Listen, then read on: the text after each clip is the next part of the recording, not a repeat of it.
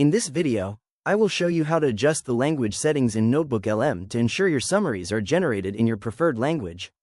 Let's get started. I'm beginning on the home dashboard and moving my cursor to the top right to click the settings gear icon. In the menu that appears, I'll select output language.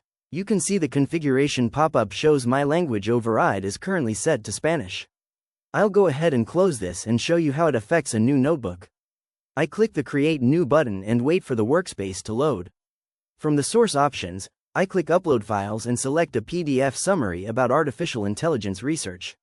After a moment of processing, NotebookLM generates the notebook title and the initial summary in Spanish, matching my current settings. Now, to change the output back to English, I click the settings icon in the top right again and select Output Language. I open the drop-down menu, select English from the list, and click Save. To start fresh with these new settings, I'll click the logo to return to the home page and then click Create New once more. I'll upload that same AI research file again to see the difference. Now that the language is updated, the system generates the title and the entire summary guide in English. If you found this walkthrough helpful, please consider liking the video and subscribing for more quick tips and tutorials.